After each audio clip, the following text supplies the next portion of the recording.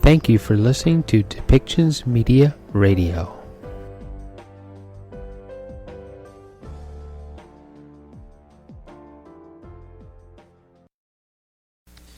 Bonjour, good morning. Just want to start off with a couple of opening remarks. We are fighting right now in Parliament to make sure that Canadians living with disabilities get help. They've been completely missed throughout this pandemic, and so we fought hard to make sure that Canadians living with disabilities get some help, and that's very important. What we've been able to achieve will help the majority of Canadians living with disabilities, but there's still far too many that are being left behind, and we'll continue to fight to make sure everyone living with a disability gets the help they need. And secondly, we fought to make sure people can have jobs and that companies can keep people hired. And so that's why we fought to make some improvements to the wage subsidy. These are two really important things that will help people. And we're going to continue to push the government to do more because that's not enough. We know two of the other biggest concerns that are coming to light are one, the fact that people are worried about childcare and that COVID-19 has disproportionately impacted women. Women participation in the workforce is the lowest in 30 years. And right now, the struggle for women to get back to work is there is no childcare. And for many families, school is not also available. So between not being able to go to school for their kids and not having childcare, this is going to continue to disproportionately impact women. So we're going to continue to fight hard to make sure families can be confident that their kids are safe, that there is childcare, that there are schools to go to. So we're going to put forward ideas around how we can support provinces to deliver childcare and support provinces for funding for education. And then finally, when it comes to the current scandal around we want to see that the Prime Minister waive all cabinet confidentiality, that he appear before the Ethics Commission, and that he release all documents because Canadians need to know the truth of what happened. Donc, on a continué de pousser le gouvernement de faire plus pour les gens. Et aujourd'hui, on va continuer avec les débats, avec le projet de loi qui va finalement aider les gens qui vivent avec les handicaps. C'était un groupe de gens qui étaient complètement manqués par le gouvernement. Donc, on a réussi à pousser le gouvernement de livrer une aide qui va aider la majorité des gens qui vivent avec un handicap. Mais il y a des autres qui restent. Donc, on va continuer de pousser le gouvernement pour livrer l'aide pour tous les gens qui vivent avec un handicap. Et deuxièmement, on a amélioré la subvention salariale pour s'assurer que plus de gens peuvent retourner au travail. C'est tellement important. On va continuer de faire ça. Avec le scandale de oui, on veut voir le gouvernement, on veut avoir des engagements que le Premier ministre se présente dans le comité, qu'il donne tous les documents qu'on a besoin et aussi qu'il laisse tomber la confidentialité avec les conversations avec le cabinet. Donc, ça, c'est aussi tellement important. Et finalement, ce n'est pas assez. Il faut aller plus loin parce que on sait que la COVID-19 a plus impacté les femmes. La participation des femmes dans le milieu de travail, c'est la pire dans 30 ans. Et pour régler ça, il faut faire les investissements dans les services de garde et aussi mieux financer l'éducation pour les enfants. Et c'est difficile maintenant parce que plusieurs enfants ne peuvent pas retourner à l'école et aussi il y a un grand manque d'accès aux services de garde. Donc, ce sont des deux choses que, en plus qu'on va continuer de mettre la pression sur le gouvernement, d'aider et de mieux financer. Merci. I'm ready for your questions. We'll now take questions, starting with questions on the phone. A quick reminder, one question, one follow-up per reporter. Nous allons maintenant prendre les questions, commençant par les questions au téléphone. Un petit rappel, une question suivie par journaliste. Operator, do we have a first question? Thank you. Merci. Please press star one at this time. If you have a question, s'il vous plaît, appuyez sur étoile 1 pour poser une question. Et la première question, the first question is from Raymond Fillon du TVA. Please go ahead. La parole est à vous. Merci. Bonjour, M. Singh. Bonjour. Le Bloc québécois demande depuis 10 jours maintenant que Justin Trudeau cède sa place à sa vice-première ministre en raison de la controverse oui dans laquelle il est impliqué. Est-ce que vous êtes du même avis qu'il devrait céder sa place? Notre avis, c'est il faut faire trois choses ce moment. Un, c'est il faut se présenter dans le comité. Deuxièmement, il faut donner tous les documents qu'on a besoin pour savoir ce qui s'est passé. Et finalement, il y a une confidentialité de ce qui se passe dans le cabinet. Il faut la laisser tomber. Et finalement, ce n'est pas seulement une question de Premier ministre. Dans notre avis, c'est un problème avec toute la partie libérale. Donc, ce n'est pas suffisant de seulement parler du Premier ministre. Aussi, on sait que le ministre des Finances est impliqué, le chef du cabinet est aussi impliqué, plusieurs membres du Parti libéral sont impliqués. Donc, ça, c'est pourquoi l'enquête, le travail de commissaire d'éthique, c'est important, et le travail de comité, c'est important pour savoir c'est vraiment quoi le scope de ce qui s'est passé. Pardonnez-moi, monsieur, j'ai eu une demande de répéter les mêmes choses en anglais aussi, donc je vais le faire. Et puis, votre deuxième question. The problem with what we are asking for is for the Prime Minister to show up in committee, to waive cabinet confidentiality and release all documents. But our concern is that it's not just about the Prime Minister, and it's not limited to the Prime Minister. The Finance Minister is implicated in the scandal. Because of his family member that benefit from being paid by this organization. There's an implication of the involvement of the chief of staff. There's also suggestions that more Liberal Party members are implicated. And so that's why it's so important for the Ethics Commissioner to do his work, for the committee to ask those questions, to get to the details, because it's not just about the Prime Minister. This is something that touches the entire Liberal Party. Et puis, votre follow-up? Oui, merci. Si le gouvernement ne donne pas suite à vos trois demandes, les trois demandes que vous venez d'énumérer, allez-vous lui retirer votre confiance? On est confiant qu'on peut pousser le gouvernement pour livrer ces choses. Je pense que les autres partis sont aussi d'accord qu'il faut que le gouvernement fasse ces trois choses. C'est essentiel. Et plus que ça, les Canadiens et Canadiennes, ils veulent savoir la vérité. Donc, c'est important, c'est essentiel que le gouvernement fasse au moins ces trois choses. Opérateur, prochaine question. Once again, please press star one if you have questions. De nouveau, n'hésitez pas à appuyer sur étoile 1 pour toute question. La question suivante, the next question is from Catherine Lévesque de la Presse canadienne. Please go ahead. La parole est à vous. Oui, bonjour, M. Singh. Bonjour. Je veux revenir sur le fond de l'affaire du bénévolat étudiant. Comme vous savez, on est déjà rendu le 21 juillet. N'est-il pas un peu trop tard pour aider les étudiants qui espéraient faire du bénévolat ou avoir un emploi cet été? Qu'est-ce qu'on fait avec ça? C'est exactement le problème. Le fait que le gouvernement a essayé de trouver la manière la plus complexe de livrer de l'aide pour les étudiants. Si le gouvernement voulait vraiment aider les étudiants, on a beaucoup des options. On peut augmenter le programme qui emploie les étudiants pendant l'été. On peut aider les étudiants avec la dette scolaire.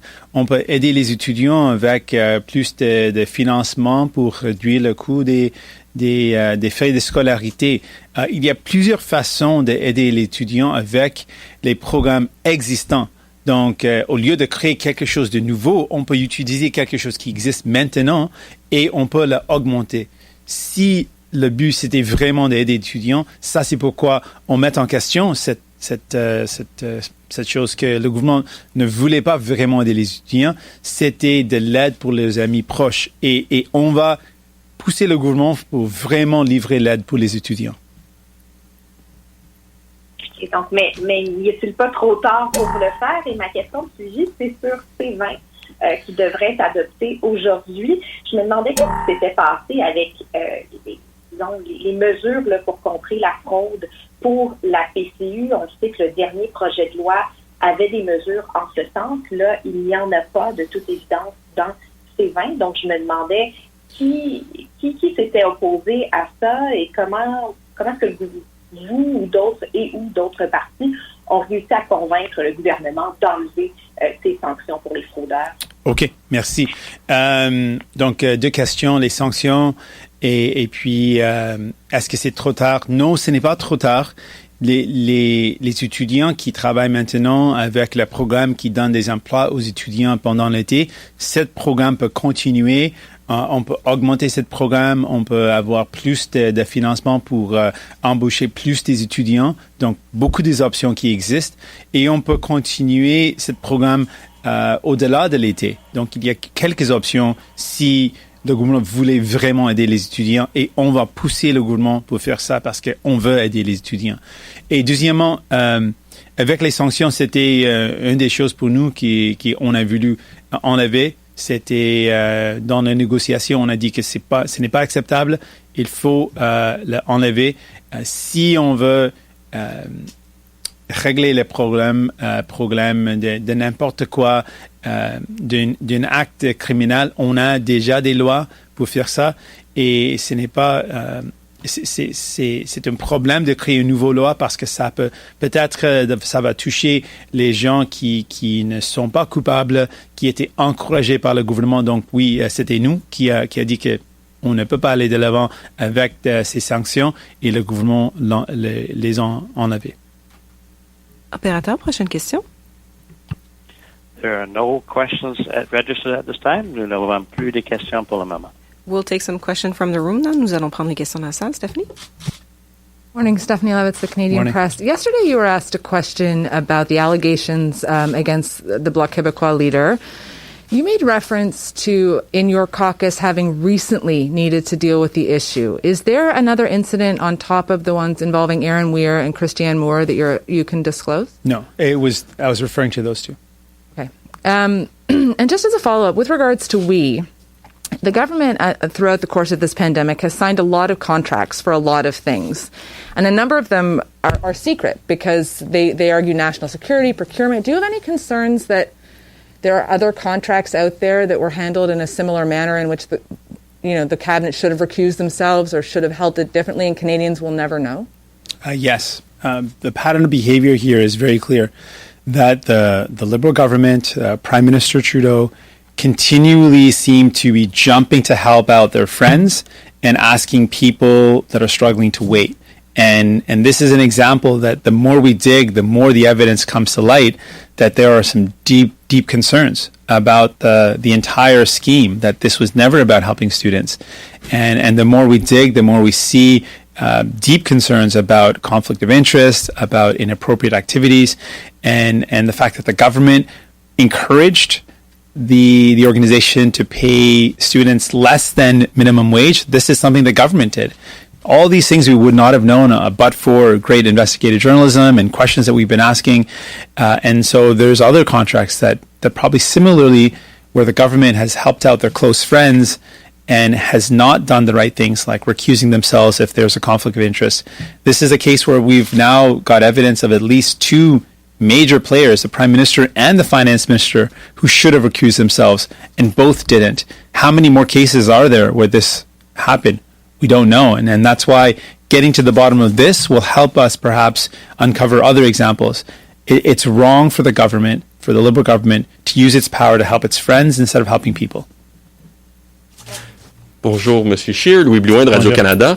Est-ce que vous pourriez nous énumérer peut-être les 3 choses que vous aimeriez éclaircir dans l'affaire de l'organisme uni, des choses, des questions que vous avez qui n'ont pas été éclaircies par le gouvernement encore?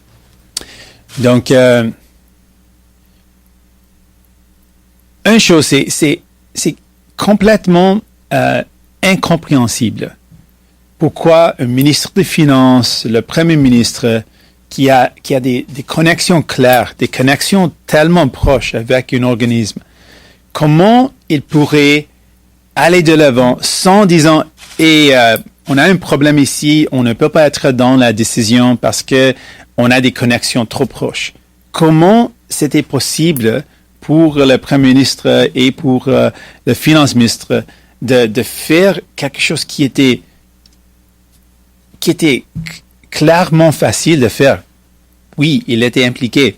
On ne peut pas être dans la décision. Pourquoi ils ont fait ça?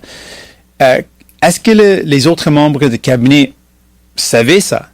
Et s'ils savaient ça, comment est-ce qu'ils expliquent comment ils ont continué avec une situation où il y a un conflit assez clair.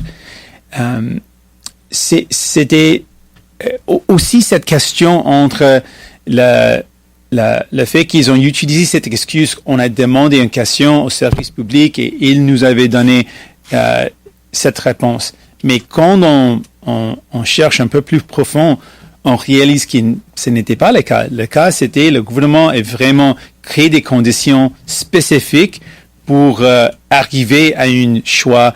Ce n'était pas le cas que le service public a vraiment eu la chance de donner toutes les options. Ils étaient forcés et ils utilisent le service public pour expliquer tout ça. Il y a plusieurs questions qui soulèvent les autres, mais ce sont les grandes trois questions, je pense, de mon avis, il doit chercher plus profond pour trouver les autres questions.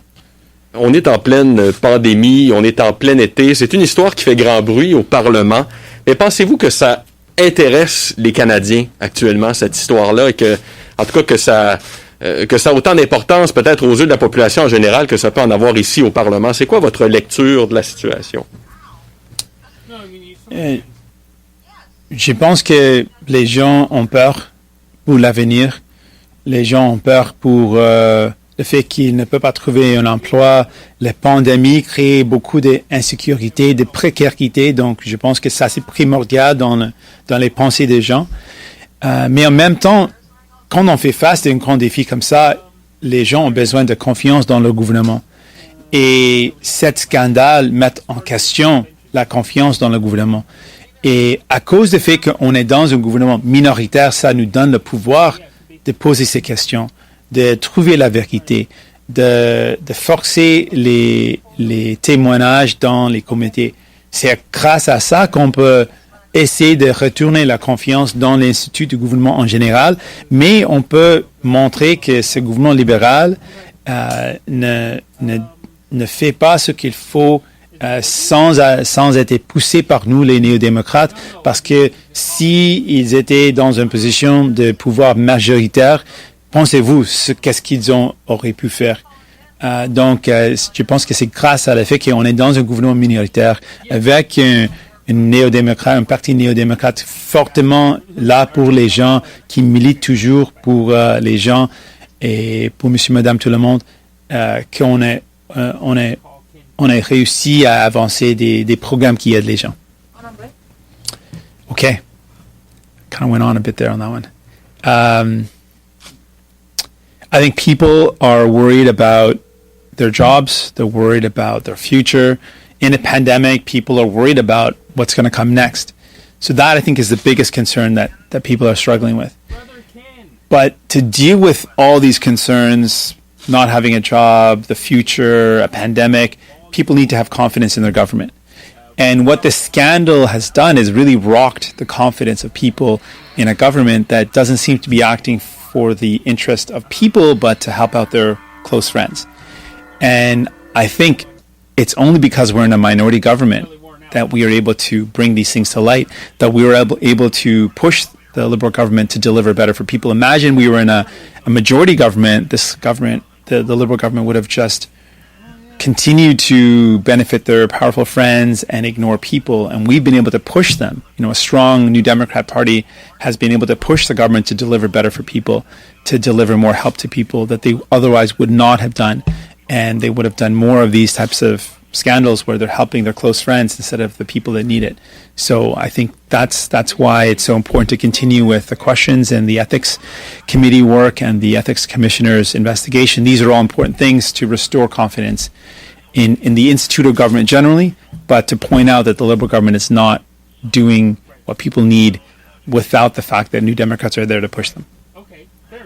Hi, Mr. Singh. Rachel Haynes from CTV National News. Hi. I'd like to go off what you're saying about the minority government giving you power to ask these kinds of questions, because the minority government situation also means that parties need to continue to support the government in order to uphold the House. Nobody would want a federal election to happen right now. So given that dynamic of a minority government as well, what makes you think that the Liberals will actually answer these questions when they know that the opposition parties will continue to support them in the House? Well, one of the reasons is because we have the majority on committee. Just something as simple as that, we can actually vote to have witnesses show up. The government can't pass bills without support from other parties. So that doesn't give, so being in a minority situation, it gives us a powerful check and balance on a Liberal Party, which is showing more and more that they're interested in helping their powerful friends instead of helping people. Because we're in a minority, they can't just do that. We are able to stop initiatives. We're able to pull back support from bills. And so this is a good opportunity for us because there's a new Democratic Party there that has fought all along for people. We've now seen the results of that. People have been helped more. But if we were not in a majority, or if we were not in a minority situation, in a majority situation, we wouldn't have had the power to force witnesses to come before committee to vote on that, to hold back support from bills so that they didn't go forward. For example, there were sanctions that were going to be in the new CERB legislation. We pulled that away. We said that's not good. We were able to fight for Canadians living with disabilities to get support for them. We were able to fight to change the help to workers so they could stay employed at their companies. These are all things we were able to do because we had the power given to us by Canadians to be able to push back. And do you think that the committee and even the ethics commissioner at this point have enough teeth to prevent any further scandals from happening, given how many times we have seen this happen to this prime minister? I don't think the ethics commissioner or the committee has the power to prevent it. I think what the power is to expose it. And once exposed, then we can use that to help us try to prevent it in the future. But really the power that we have now is to expose what they've done, and the hopes that by learning what they've done, we can figure out ways to stop the Liberal government from doing this type of thing in the future. And really the power rests in the hands of Canadians. If they want to have help to people, we've shown it again and again. We are there for people. We've fought for people living with disabilities, fought for people who've lost their job, fought for students who didn't have any help. We fought for them. And if that's what Canadians want, they have that choice as well. But we are going to have to get this taken care of. Hey, good morning. I just wanted to ask a couple of questions on some other topics. Sure. Are you going to join Premier John Horgan, the BC Premier, in calling on the Prime Minister to formally decriminalize simple possession of illicit drugs? Yes, it's a part of our party platform in the last campaign. It's something that I spoke about numerous times throughout my leadership.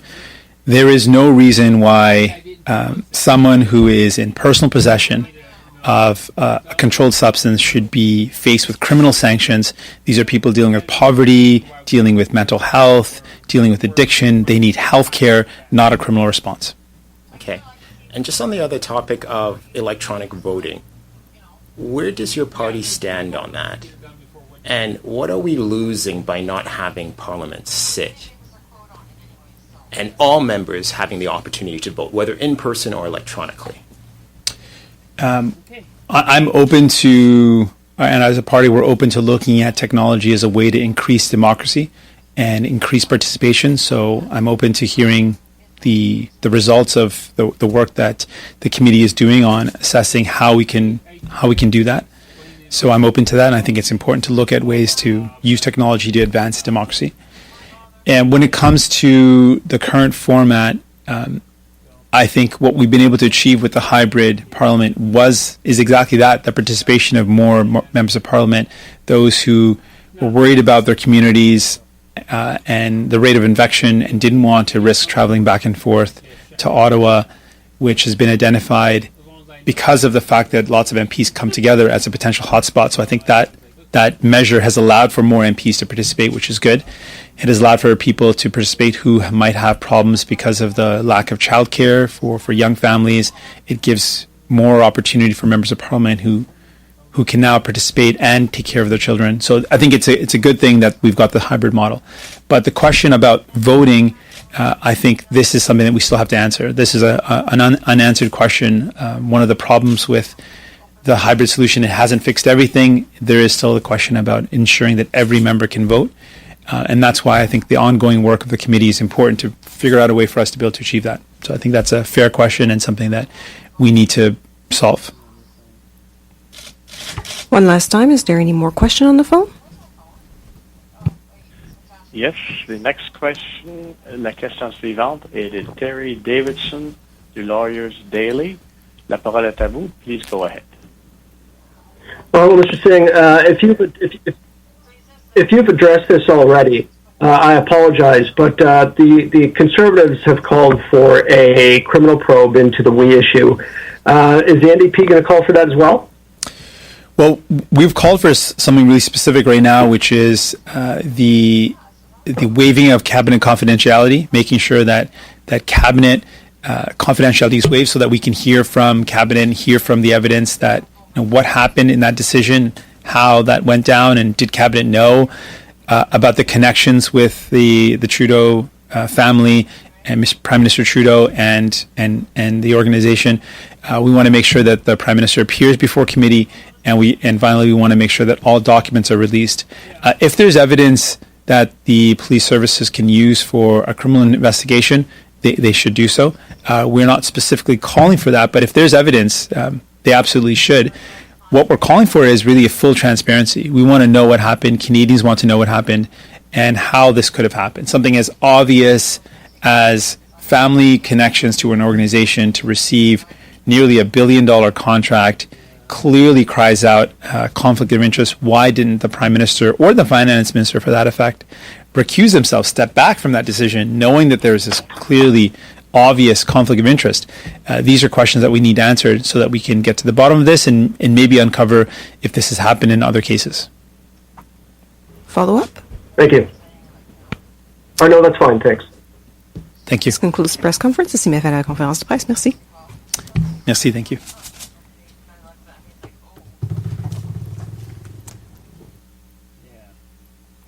This show has been produced by Depictions Media. Please contact us at depictions.media for more information.